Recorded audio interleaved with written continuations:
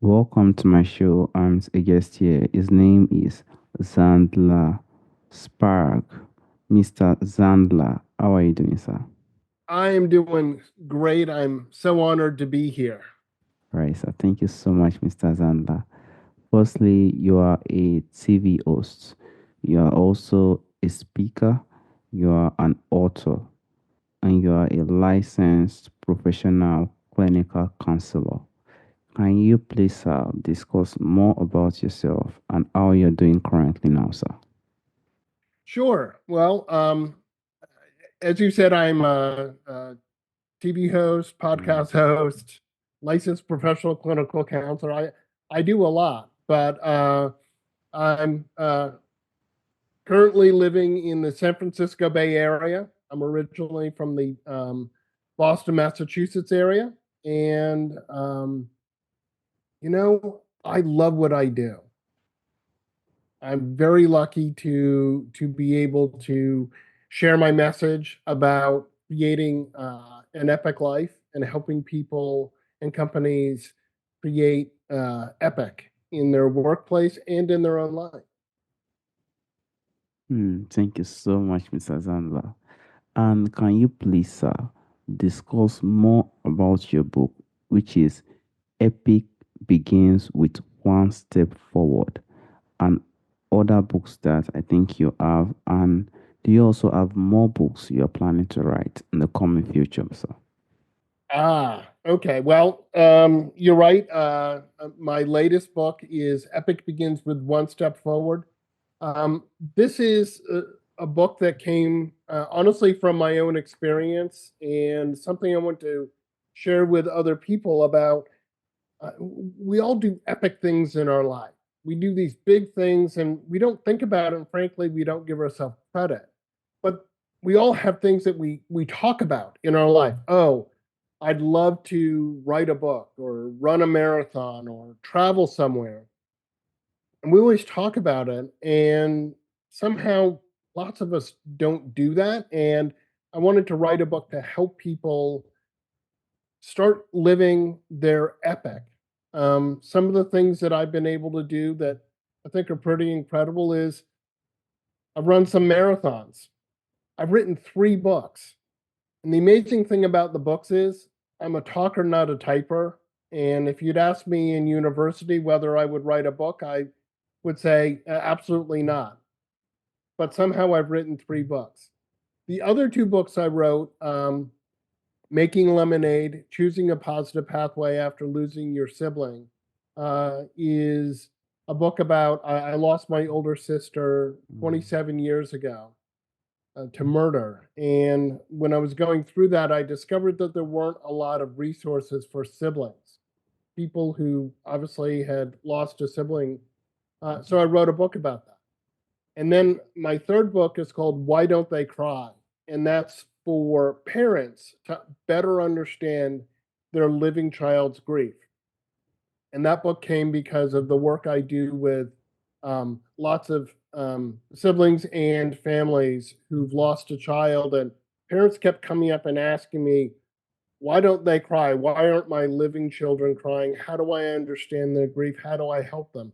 So I wrote a book to help parents. That's very lovely. And may your elder sister Perfect Soul continue to rest in peace, sir. Um, you also said something. You said your mission is to help millions of people become the person they dream of, being and find the courage to take their first step towards. Can you please, sir, discuss more about that, sir? Absolutely. As I said before, we all have dreams of things that we would like to do. And when we think about it, oftentimes it seems overwhelming or too complicated. And my own life experience has been that these big things that I wanted to do all started with one step forward. And when I started to do whatever my epic was, and I'll use an example of always thought of running a marathon, and then I decided to do it. But a marathon's an incredibly long way. 26.2 miles is a really, really long way. And it seemed overwhelming. I had no idea how I would do it. But it all started by literally me going out and starting to run a mile. And when I did that, I was like, well, that was challenging, but it wasn't overwhelming. And I was able to find an organization that helped train me. And I was given a training schedule, which made it really easy because all I had to do was look at it and it would say, go run 30 minutes. So I'd go run 30 minutes. And then I was done with my training for the marathon that day. Or maybe on the weekend, go take a long run. I had to go run 12 miles. Now, it's not that the 12 miles was easy, but I didn't have to worry about how I was going to get to my goal. My whole point here is that we have these big dreams, but they all start with one step forward. And once we take that first step, we discover often that it wasn't as difficult as we thought. And like anything that we're learning or trying to do, it takes time. And there's small steps that make up the larger victory. Yes, I completely agree. Thank you so much, Mr. Zandler. And I would firstly want to know, some people might not really know what, EPIC represents in the context of goal setting, Mr. Zandler. What does the acronym EPIC represent in the context of goal setting, sir? Well, for me, EPIC stands for every pilgrimage includes commitment. And by that, I mean when we're on an epic journey, it really is sort of a pilgrimage. And in order to get there, there's a lot of commitment. I'll use another example. In writing my books, that takes time, that takes creativity, there's a lot of effort. And it's not just writing the book, it's also going through the editing process, deciding on a cover, everything that goes into it. All of that involves commitment to get it done. And so each and every one of us, when we decide that we want to go after our epic, we are on a pilgrimage. We are trying to get to a destination. Completely agree. Thank you for the explanation, Mr. Zandler. And a lot of people want to also know the tools and practices they can also use to, get these epic goals moving. So, what tools or practices can help people turn their goals into a clear, inspiring vision, sir? One of the things I rediscovered when I first started training for my first marathon was that I talked about that schedule. Well, that created structure around that goal, and it actually made it really easy. And so I think a big thing is if you sit down at the beginning and you map out what you believe are the steps that you need to take, you find that it's much easier because you've already thought about what it is that you need to do and the order in which you need to do it. And as you're then you just have to say, all right, today here's what I'm doing. I'm going to uh, if you're writing a book, I'm going to write 100 words or 500 words, or I'm going to write this chapter. Um, and that's what you have to do. Structure, my psychological training tells me that people actually really enjoy structure. It makes us Mm, feel comfortable. You think about when we have to change something, we feel uncomfortable. Why? Because we don't know what's going to happen. And I'll give you an example of everyday structure. When you need to go to the store, let's say to buy some milk or eggs, you're you know how to get there. So you're not particularly stressed about how you're going to get to the store. Mm. Well, that's structure. I know I need to go up and I need to take a left here and go down three stoplights and take a right, etc. Structure makes us feel comfortable. As adults, we tend to forget that and go, oh, no, I don't want any structure. But I think structure is actually really important. And that's how we achieve our goals, is by creating the structure that allows us to understand what we should be doing and when we should be doing it. Structure. Thank you so much, Mr. Zandler. And some people too, we have this issue of fear and also self doubt at times when they're trying to pursue their goals. So, how do you think someone can overcome this fear or self doubt while pursuing their ambitious goals? Self doubt is there. Um, I write about in my book that failure is part of the journey. Hmm. We don't, you're not going to know every single step that you're going to have to take on your journey. And, but if you accept that you're going to make mistakes along the way, and that's okay because you learn from them, you learn how not to do something, or using a tool, software program or something, it may not be the right program for you. I know that as an entrepreneur, I've been very generous to the software industry and bought different tools for productivity or to help me do a job. And sometimes it's just not the right tool for me, and that's okay. I've learned, hey, that isn't right. The self doubt, sadly, the meanest person in your life is you.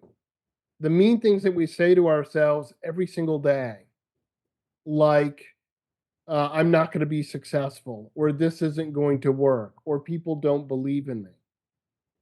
We have to stop that, okay? Because that doesn't help you. And if you're needing other people's assistance, if you don't believe in your goal, how is someone else supposed to believe in your goal? And so overcoming that self doubt is paying attention to all the success that you have had, acknowledging that there's things that didn't go right. But I'm a firm believer, I call it the 97-3 rule, that 97% of your day is actually really good and up to 3% isn't so good. No, certainly we all have days where we just have a really bad day and it's obviously more than 3%. But in general, 97% of your day is good. And yet, we as humans seem to focus on the parts that didn't go right and ignore all the parts that did go right. So, in those moments of self doubt, look back at what you've done, acknowledge all that you have accomplished, acknowledge that I didn't get this done today, and understand why you didn't get it done, but don't let that stop you. Thank you so much, Mr. Zandler. And in essence, it's also easier to say someone to be proud of what he or she has or what he or she has accomplished. We all know that there are a lot of, achievements, stuff like that. The internet shows a lot of news and stuff like that, but we have to be proud and be happy of the little that we have. That is the only way we can continue to grow in what we are doing. Thank you so much, Mr. Zandler. And I am personally even guilty of this. Criticism is something that I always feel like it must not come to me. I feel like if they criticize me of this goal, then how am I going to feel? I have this, I'm going to feel down or feel bad. So, how do you recommend dealing with criticism or skepticism from others people about your goals? Well, there's two things that I want to say on this. First of all, there will always be the detractors, the people who tell you you can't be successful, this isn't going to work. What you need to do is have the people who are there to be your cheerleaders, to support you, to encourage you along the way. That's really important. mm, The other thing is keeping in mind that I'll use an American example of baseball. In baseball, you make it into the Baseball Hall of Fame if you have a lifetime batting average of over 300. Now, that is incredible, but that basically means that one out of every three times you got up to bat, you got some kind of a hit, you got on base. Imagine in our own life, let's say we spend 9 hours between work and doing activities that we like. Imagine for you to have a Hall of Fame day, you only have to get 3 hours right. That means for 6 hours, you could make all kinds of mistakes and you still have a Hall of Fame day. It is about perspective. If we keep our perspective upbeat, we keep focusing on what we did accomplish. That's that's how that comes. And then when someone comes and says, "Oh, you're not going to be successful," you just remind yourself, "But I am successful." Another thing that I think is really, really important are two words that should be your co pilot: not yet. When I was training for my marathon, people would ask me, "Oh, have you run your marathon?" Not yet. Why? Because my marathon is being held in 2 months. It's not time for me to run my marathon. Or if I'm writing a book, has your book come out? Not yet. Doesn't mean that it's not coming out. It just means it's a work in progress. All of us are a work in progress. And as we're going along trying to achieve stuff, sometimes it comes quickly, and other times it takes a lot of work and effort. Not yet. I'm on my way. I haven't found the success that I'm looking for, but I'm on my way. And a funny thing happens. When I finished my first marathon, I was so excited. It was a dream come true.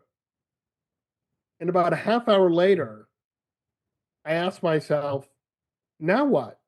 I was so excited to have completed that marathon, but I knew that there was more. I wasn't just done. So I signed up for a half marathon. Thank you so much, Mr. Zandler, which shows that you definitely have a lot of lessons you've learned in life, with every marathon you've gone for and every single thing that you've tried to put in place to, continue to stay strong, sir. So I would like to ask Mr. Zandler, what has been your most transformative lesson in goal setting, sir? I believe what I would say the most transformational thing for me is believing in myself unfailingly, knowing that I am passionate about what I'm doing and that I will be successful.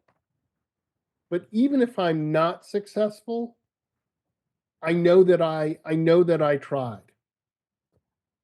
Here's an interesting thought. The only thing you will fail 100% at are the things that you do not try.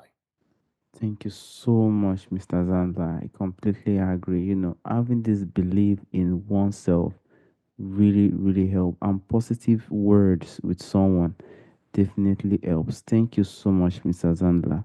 And what one piece of advice, do you think you can have for anyone who is ready to discover and pursue their epic goals, sir? Don't delay. Start today, honestly. Like if whatever epic journey you want to go on, take one step today. Make that decision to say, I'm going to do whatever it is. And also, don't worry that you don't have all the answers. the way our daily life is, I don't have all the answers to everything that I'm going to be asked today. But that doesn't stop me from getting up and proceeding through my day. The same goes for any of us. We don't have all the answers to everything that's going to happen today. And yet, when we're embarking on our epic goals, all too often I hear people say, but I don't know exactly how to do it. And my answer is, okay, so what? Doesn't mean that you don't start. There's so much that we have done in our life already where we didn't know how to do it. Think back to when you started in school. You probably didn't know how to write letters, but that didn't stop you from going to school. And as an adult, now I know my ABCs and I know how to write. All of that took time and effort. It is going to take effort. Don't be afraid of the effort. Understand that it is a journey. Thank you so much, Mr. Zandler. And that also says nothing comes easy in this world that we are, everything just seems tough. But with the positive mindset and keep pushing in no matter the circumstances we find ourselves, really, really helps us to become more stronger and achieve anything that we put in mind. Thank you so much, Mr. Zandler. And lastly, there's a question I normally ask, sir, from the ancestors, from the forefathers. There are a lot of things that exist during our ancestral time that is missing in our time today. If there is anyone or anything you would like to bring back to our time today, what do you think that thing would be, sir? I guess because I'm a talker, not a typer, I would say uh, oral traditions, stories of the past. I was a history major in college, along with psychology. And so I'm fascinated by history. And I think one of the things that we are losing every day just because of modern technology is the stories that our families tell. And I think I would love to see those come back because I think they help paint such a rich picture of who we are and how we got to where we are. Yes, I completely agree. Thank you so much, Mr. Zandler. I want to sincerely thank you, Mr. Zandler, for speaking on the epic goals and for giving the advice and even giving people the hope that they can still, do something and also move forward and, get success in life if they put their efforts and determination to it. Thank you so much, Mr. Zandler, for the time. Thank you so much, sir. Thank you so much for having me on. All right, sir. Bye bye. Bye.